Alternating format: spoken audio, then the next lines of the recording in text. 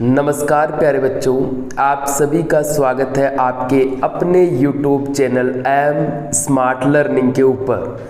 जैसा कि अपना जो टॉपिक चल रहा है प्रतिलोम त्रिकोणमितीय फलन, इनवर्स ट्रिग्नोमेट्रिक फंक्शन अपना टॉपिक चल रहा है। और इस टॉपिक के अंदर हमने लास्ट क्लास के अंदर 2.1 को कंप्लीट किया है।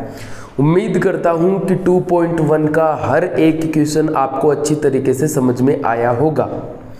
देखो, किसी भी प्रकार की यदि आपको समस्या है तो उस समस्या के लिए आप हमें डीएम कर सकते हैं डायरेक्ट इंस्टाग्राम पे भी, या फिर यूट्यूब के जरिए आप कमेंट करके उस समस्या का समाधान भी कर सकते हैं। किसी भी टॉपिक में किसी क्वेश्चन के अंदर ज़रूरी नहीं है कि जो चैप्टर यहाँ चल रहा है उसी में समस्या हो। किसी भी टॉपिक में आपको समस्या है तो उसका समाधान आपको मिलेगा, डीएम कर सकते हो डायरेक्ट, या फिर आप यूट्यूब के जरिए हमसे संपर्क कर सकते हो। किसी भी प्रकार से आप अपनी समस्या का निराकरण कर सकते हो। अपना जो टॉपिक चल रहा है मेरे अनुसार उसमें अभी तक तो कोई समस्या आई नहीं होंगी। इसके बाद में देखो, 1 नंबर का जो पोर्शन अपना था वो तो हमने कंप्लीट किया है लास्ट क्लास के अंदर। आज जो अपना टॉपिक स्टार्ट होने जा रहा है, हम आगे जो भी चीज़ें पढ़ेंगे उनमें कुछ फॉर्मूले काम में आएंगे, कुछ सूत्र काम में आएंगे। तो उन सूत्रों को हम देखेंगे। अपना उद्देश्य रहेगा कि उनको याद कैसे किया जाए, इस बारे में बात करना। और वैसे फॉर्मूले हैं, ज़्यादातर लोग इनको रट लिया करते हैं। 3 चीज़ें होती है, या तो फॉर्मूलों को डायरेक्ट आप रट लो, दूसरी चीज़ है उनको समझ के याद कर लो, और तीसरी चीज़ है इनकी डेरिवेशन कर लो। तो डेरिवेशन भी हम एक जैसे प्रकार के जितने भी फॉर्मूले हैं उनकी एक की डेरिवेशन देखेंगे। सभी प्रकार के क्वेश्चनों की डेरिवेशन, ये सूत्रों की डेरिवेशन में करवाऊंगा। वीडियो अपना लंबा हो जाएगा, इतना पॉसिबल है भी नहीं। तो एक ही जैसे प्रकार की डेरिवेशन में से मैं एक डेरिवेशन करवा दूंगा, क्योंकि डेरिवेशन हम करवाते तो है लेकिन आप याद ज़्यादा समय तक उसको नहीं रख पाते हैं। तो अपना जो सबसे महत्वपूर्ण काम है वो किसी न किसी प्रकार से सूत्र को याद रखना है।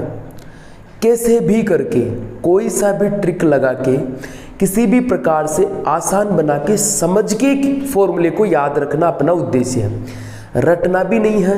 और डेरिवेशन की बात रही तो डेरिवेशन से ये पता हमें चल जाता है कि ये जो फॉर्मूला है वो आ कहाँ से रहा है, तो उसकी बात भी अपन करेंगे, कोई समस्या नहीं है यहाँ पर। सबसे पहले 1 नंबर से लेकर 6 नंबर तक जो भी अपने फॉर्मूले हैं वो सेम पैटर्न के फॉर्मूले हैं, एक ही पैटर्न से उसको हल किया जाता है। कैसे किया जाता है, एक तो डायरेक्ट अपन याद रख सकते, दूसरा याद रखने का तरीका क्या है वो देखो। यहाँ पर ये है अपने पास में साइन इनवर्स अक्स, ये किसके बराबर होता है, कोसेक इनवर्स 1 अक्स। तो हमें एक चीज तो पता है कि सर साइन का उल्टा कोसेक होता है, बिल्कुल। साइन का उल्टा कोसेक, इसका मतलब साइन इनवर्स तो किस में बदल जाएगा, कोसेक इनवर्स में बदल जाएगा। लेकिन परिवर्तन क्या होगा, परिवर्तन इसके प्रांत में होगा। प्रांत व्युत्क्रम हो जाएगा, प्रतिलोम हो जाएगा, उल्टा हो जाएगा। जब भी साइन इनवर्स से कोसेक इनवर्स बनाया जाता है तो उसका जो प्रांत है वो प्रांत क्या हो जाएगा अपने पास में, प्रतिलोम हो जाएगा, उल्टा हो जाएगा। तो साइन अक्स बराबर कोसेक, साइन इनवर्स अक्स बराबर कोसेक इनवर्स अक्स का क्या हो गया, 1 अक्स, याद हो गया। अब ये वास्तव में होता कैसे है, हम इसको याद कैसे रख सकते हैं, ये हम पाइथागोरस थ्योरम से समझेंगे। किसी भी इनवर्स ट्रिग्नोमेट्रिक फंक्शन को दूसरे इनवर्स ट्रिग्नोमेट्रिक फंक्शन में चेंज कैसे किया जाता है ये बात भी मैं आपको बताऊंगा, अभी नहीं। ये सारे फॉर्मूले हम समझेंगे जब क्वेश्चन समझेंगे, तो वहाँ पर वो चीज़ें मैं समझाऊंगा कि एक इनवर्स ट्रिग्नोमेट्रिक फंक्शन कैसे दूसरे इनवर्स ट्रिग्नोमेट्रिक फंक्शन में चेंज हो जाता है। उसकी थोड़ी सी झलक हम यहाँ भी देख सकते कैसे। साइन इनवर्स, ये अंदर कौन बैठा, अक्स। अक्स को मैं क्या मान लूँ, अक्स बटे 1। मैंने क्या मान लिया इसको, अक्स और इसके बटे में मैं 1 मान सकता हूं, क्योंकि प्रत्येक संख्या के डिवाइड में 1 लगाने से कोई फर्क नहीं पड़ता और उसके डिवाइड में 1 होता ही होता है। तो ये साइन में क्या होता है कि लंब बटे कर्ण। जब मैं कोसेक में चेंज करूंगा इसको तो कोसेक क्या होता है, कर्ण बटे लंब। तो सीधा ही हमें पता चला कि ये जो प्रांत है वो उल्टा हुआ क्यों है। इसी प्रकार से इनकी एक डेरिवेशन भी मैं अभी करके बताऊंगा, जबकि ये 6 के 6, वैसे किताब में 3 ही लेकिन मैंने 6 बना दिए याद रखने के उद्देश्य से। साइन इनवर्स अक्स बराबर साइन इनवर्स कोसेक इनवर्स में चेंज हो गया, अक्स का अक्स बटे 1 हो गया। कोस इनवर्स अक्स बराबर कोस इनवर्स चेंज हो गया सेक इनवर्स में और अक्स का हो गया 1/x, ये दूसरा फॉर्मूला। तीसरा देखो टेन इनवर्स अक्स, टेन किस में चेंज हो गया, कोट इनवर्स अक्स में, सॉरी टेन इनवर्स अक्स बराबर कोट इनवर्स अक्स का क्या हो गया 1/x।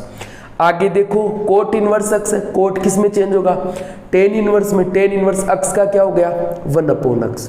इसके बाद में सेक इनवर्स अक्स का कोस इनवर्स अक्स, क्योंकि सेक किस में चेंज होता है, कोस में, तो सेक इनवर्स अक्स का कोस इनवर्स अक्स का क्या हो गया 1/x।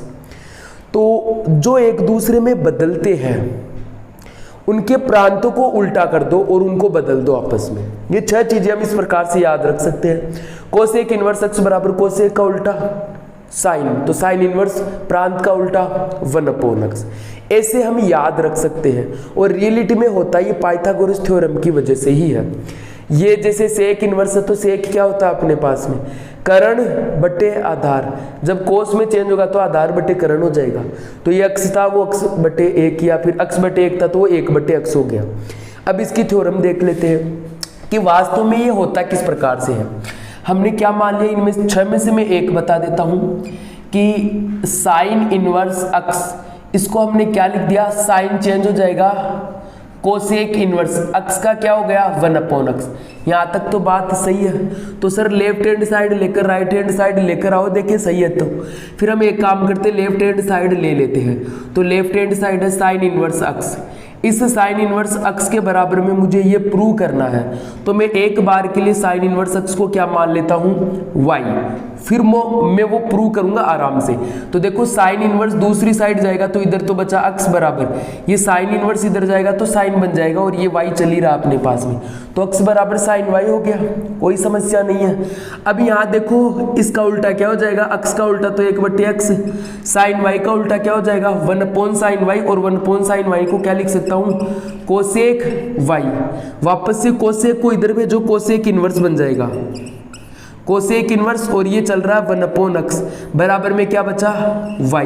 देखो साइन इनवर्स x के बराबर y है, y का मान ही क्या है कोसेक इनवर्स 1/x, तो y की जगह में क्या लिख सकता हूं कोसेक इनवर्स 1/x लिख सकते हैं। ये डेरिवेशन है कि कोई भी ट्रिग्नोमेट्रिक फंक्शन है वो अपने प्रतिलोम में चेंज होता है तो उसका जो प्रांत है वो भी उल्टा हो जाता है।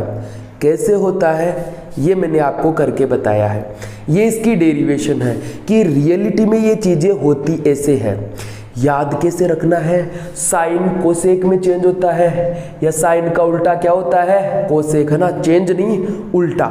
कोस का उल्टा सेक, टेन का उल्टा कोट, कोट का उल्टा टेन, सेक का उल्टा कोस, कोसेक का उल्टा साइन।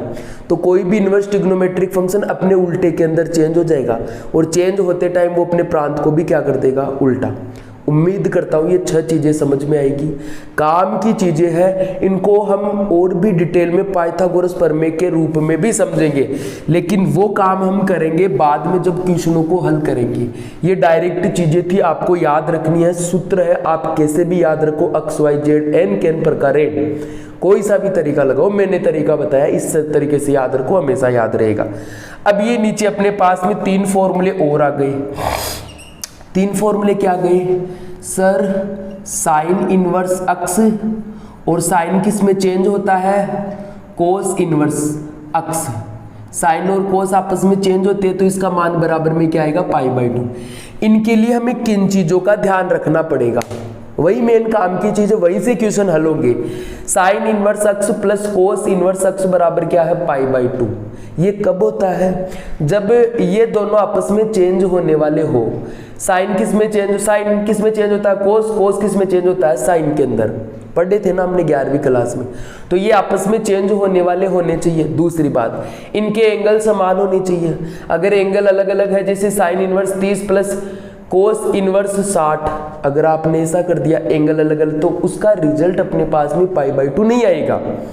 रिजल्ट π/2 आने के लिए जरूरी है कि इनके दोनों के एंगल भी सिमिलियर होने चाहिए, अलग अलग तो नहीं आएंगे। तीसरी बात क्या ध्यान रखनी है, बीच में प्लस का चिन्ह आना चाहिए। अगर माइनस का आ गया तब भी π/2 नहीं होगा।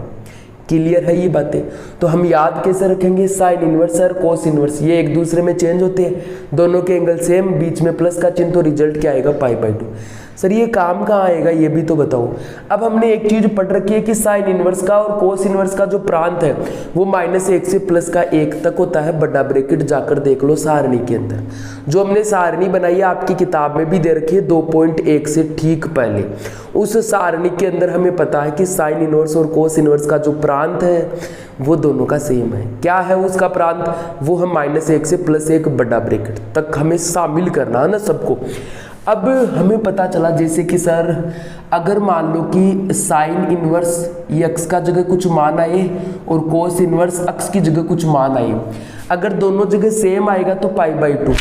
तो सर याद रखने की ज़रूरत ही नहीं है, हम एक काम करें, मान लो यहाँ 1/2 है, यहाँ 1/2 है, अगर याद रहेगा तो सही, नहीं याद है तो जैसे हमने साइन इनवर्स 1/2 की वैल्यू निकाली थी ना 2.1 में, वैसे इसका मान निकाल लेना। कोस इनवर्स 1/2 का मान भी निकाला है, वैसे ही इसका मान निकाल लेना।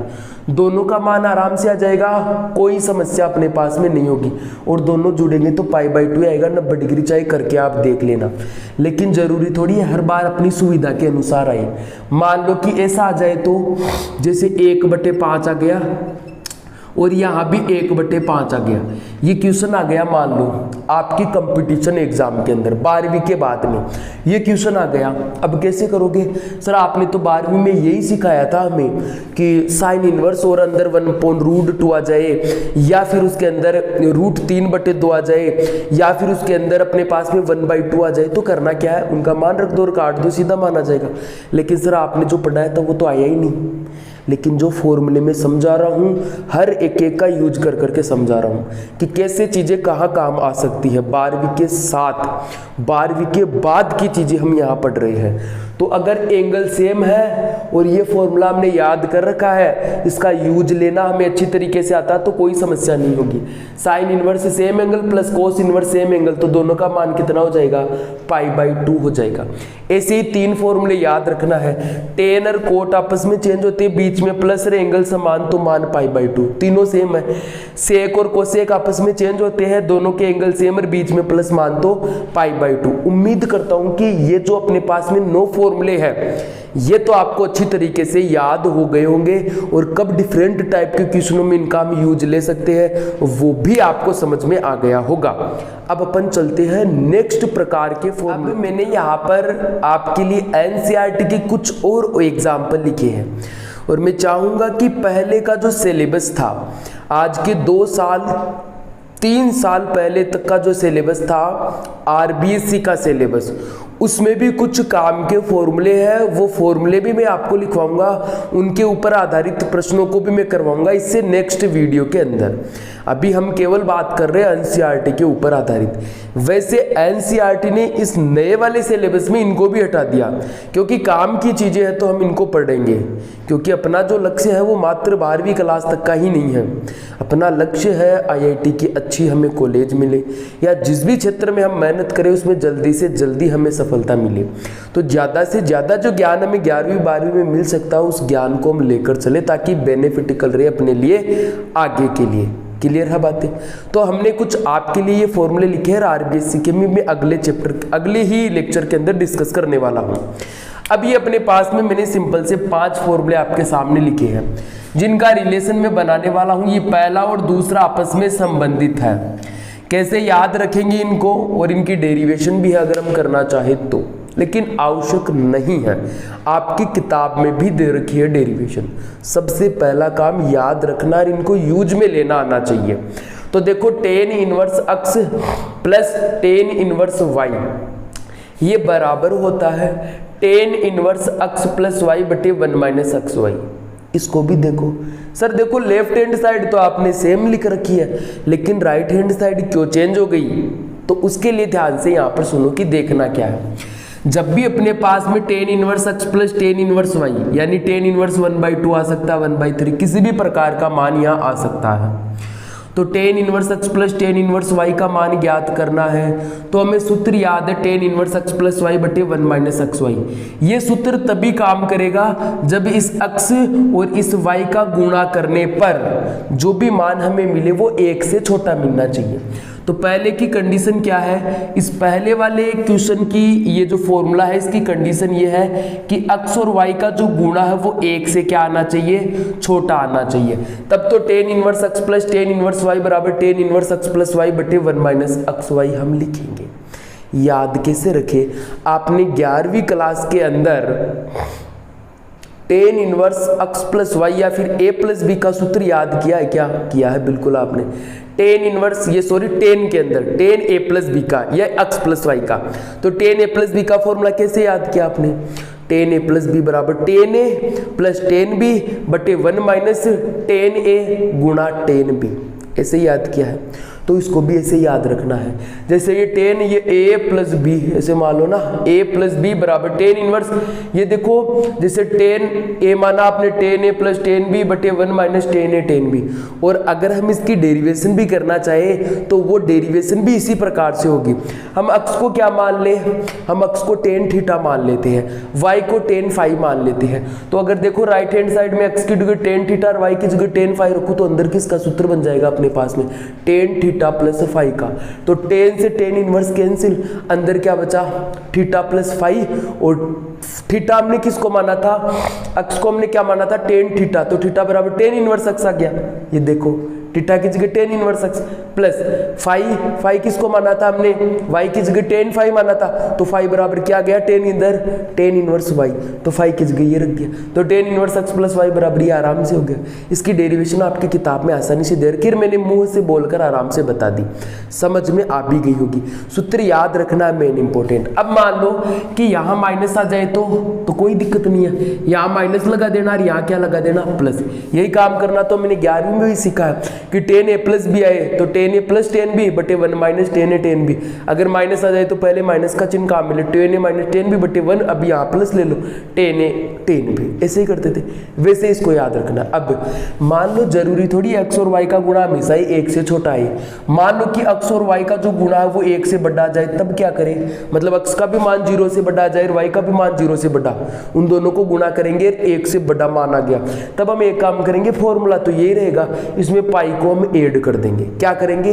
इसमें हम पाई को ऐड कर देंगे, तो ये अपने पास में दूसरा फॉर्मूला आ गया। क्लियर है यहाँ तक की चीजें? तो ये दो फॉर्मूले याद रखना, ये काम आएंगे, आगे हम क्वेश्चन करेंगे तब। अब इनको देखो, टू टेन इनवर्स एक्स के 3 फॉर्मूले हैं, तीनों ही फॉर्मूले आपको याद रखने हैं। अलग अलग जगह पर अलग अलग फॉर्मूला अपने पास में काम आएगा। तो देखो टू टेन इनवर्स एक्स बराबर साइन इनवर्स 2x बटे 1 प्लस एक्स स्क्वायर, ये ना याद कैसे रखेंगे? हमने सर साइन 2 थीटा का फॉर्मूला याद रखा था 11वीं क्लास में टेन के रूप में। वो क्या होता है? 2 टेन थीटा बटे 1 प्लस टेन स्क्वायर थीटा होता है। बिल्कुल सही बात है। अब एक चीज देखो, इस थीटा की जगह आ क्या रहा हुआ? एक्स ही आ रहा ना। इसका मतलब यदि मान लो कि मैं ये राइट हैंड साइड लेता हूँ और राइट हैंड साइड में एक्स की जगह टेन थीटा रख दूँ, तो ये 2 टेन थीटा बटे 1 प्लस टेन स्क्वायर थीटा, अंदर क्या बन जाएगा? साइन 2 थीटा। साइन से साइन इनवर्स कैंसिल, बचा क्या? 2 थीटा। देखो 2 और थीटा की जगह क्या लिखेंगे? एक्स बराबर टेन थीटा, तो थीटा बराबर टेन इनवर्स एक्स, ये लो रख दिया। 2 टेन इनवर्स एक्स आ गया ना बराबर में, तो 2 टेन इनवर्स एक्स के बराबर में ये होता है। अब देखो ऐसा अपने पास में कोस 2 थीटा का फॉर्मूला भी होता है टेन में, वो ऐसा होता है 1 माइनस टेन स्क्वायर थीटा बटे 1 प्लस टेन स्क्वायर थीटा, ऐसा ही होता है। तो उसको उसी अंदाज में हम याद रखेंगे। 2 2 tan इनवर्स x का फॉर्मूला कोस में क्या होता है, कोस 2 थीटा का होता है, वैसा ही होता है, लेकिन tan थीटा की जगह x रखते हैं हम। क्या रखते हैं, tan थीटा की जगह x। तो 2 tan इनवर्स x बराबर cos inverse 1 minus x square बटे 1 प्लस एक्स स्क्वायर। क्लियर है। अगला फॉर्मूला 2 tan इनवर्स x, तो 2 tan ये tan 2 थीटा का जो अपने पास में tan में फॉर्मूला होता है वो क्या होता है, 2 tan थीटा बटे 1 minus tan square theta. x की जगह tan थीटा मान लेंगे, कोई समस्या नहीं है। तो इनको प्रूव भी करना आसान है। अब अपना काम है इन फॉर्मूलों को याद रखना। अगली जो भी अपनी नेक्स्ट क्लास लगेगी उस नेक्स्ट क्लास के अंदर हम इनके ऊपर आधारित क्वेश्चनों को करेंगे पहले, फिर इसके बाद में हम आरबीएससी के कुछ फॉर्मूले लेकर आएंगे, काम के फॉर्मूले, और उनको देखेंगे कि हम उनको कहाँ पर काम में ले सकते हैं। अपना वैसे फोकस जो रहेगा, अभी हम 12वीं पढ़ रहे हैं तो 12वीं का सिलेबस तो मैं पढ़ा ही रहा हूँ आपको, उसके साथ साथ एक्स्ट्रा चीज़ें और बताऊंगा क्योंकि काम की चीज़ें हैं। तो अपन चलते हैं अभी, और अब हम मिलेंगे नेक्स्ट वीडियो लेक्चर के अंदर। तभी के लिए धन्यवाद।